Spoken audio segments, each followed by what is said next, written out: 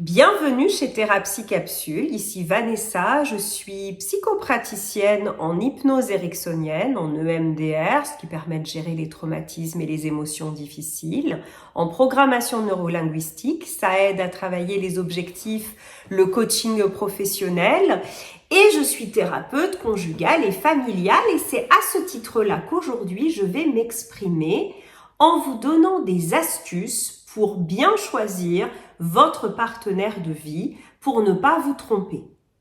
Alors, la première chose à dire, c'est que c'est un choix très épineux. C'est pas du tout quelque chose de simple et on peut comprendre qu'on y perde un petit peu son latin. Souvent, nous, les êtres humains, on va faire des choix basés sur, et c'est bien normal parce que c'est ce qu'on voit en premier, sur l'apparence physique, la situation sociale, sur la personne, est-ce qu'elle a de l'humour, est-ce qu'elle est séduisante, est-ce qu'elle aime les mêmes choses que nous.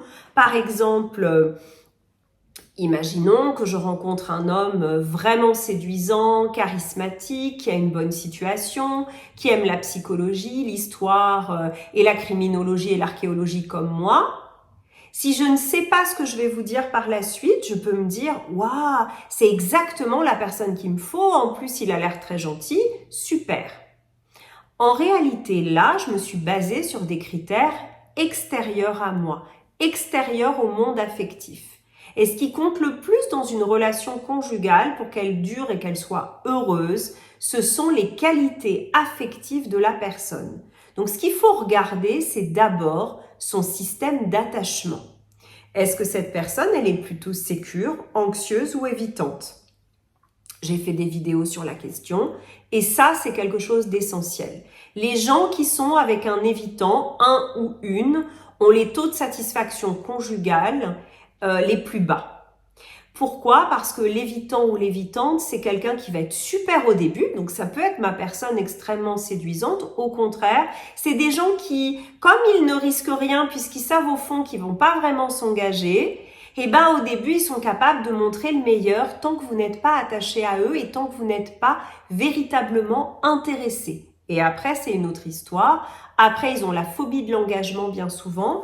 Ils ont beaucoup de mal avec la réelle proximité affective et ils vont mettre des barrières, des blocages et ça va créer beaucoup de souffrance. Il faut savoir que si vous êtes anxieux ou anxieuse affective, vous êtes beaucoup plus attiré par ces personnes-là que par toute autre personne. Donc, il va falloir, notamment en thérapie, si possible, sortir de l'anxiété affective et c'est tout à fait jouable.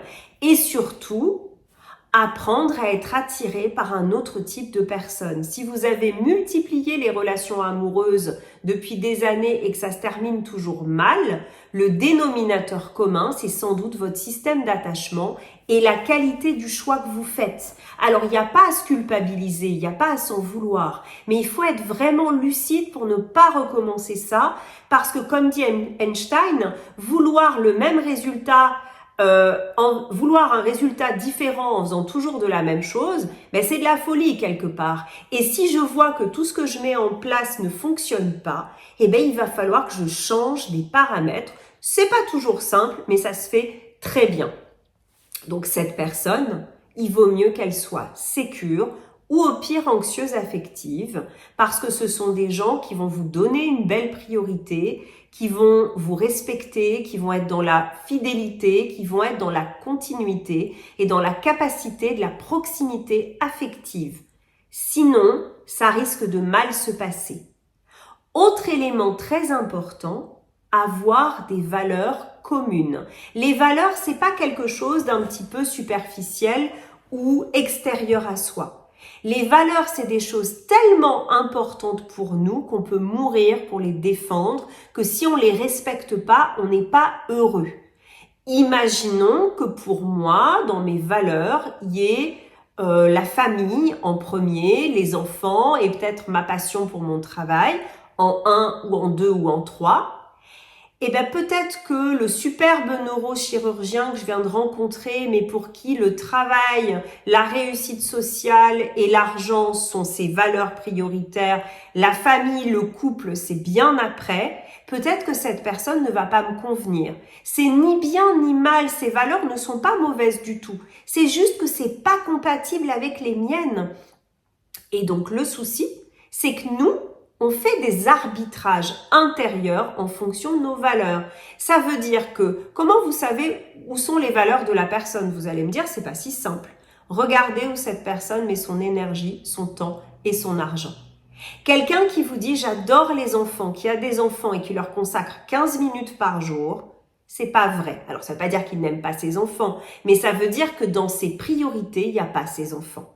Donc, si vous voulez créer une famille avec lui, ça va poser problème. Ce superbe neurochirurgien, eh bien, il ne sera peut-être pas disponible pour la vie de famille. Alors, par contre, si tous les deux, vous êtes hyper ambitieux professionnellement, que la valeur travail et réussite matérielle et argent est très élevée, là, c'est totalement compatible parce que vous allez vous comprendre, vous soutenir vos carrières. Bien sûr qu'on peut avoir dans les valeurs et le travail et la famille. Et dans ce cas-là, c'est une personne qui va être équilibrée, qui va donner à sa famille, à son travail, qui va chercher des compromis et qui va négocier. Donc ça, c'est extrêmement important. Renseignez-vous aussi sur le passé amoureux de la personne que vous choisissez. Si cette personne vous dit qu'elle n'est jamais restée longtemps dans une relation, qu'elle se lasse vite, qu'elle attend l'homme ou la femme idéale, prenez vos jambes à votre cou. C'est quelqu'un vraisemblablement qui fera la même chose avec vous.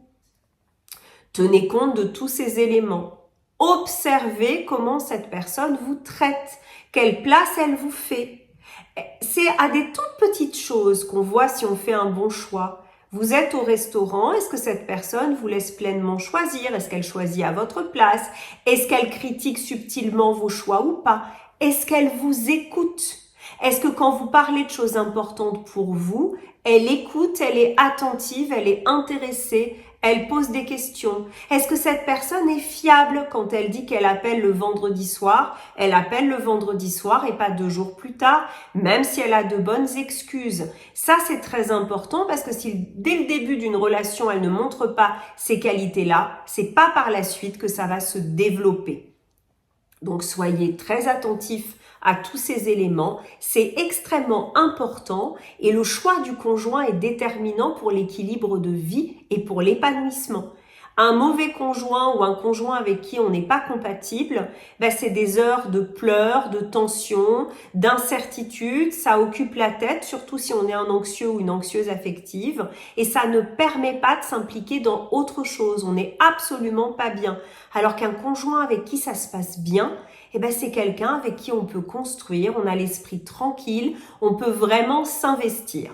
À très vite!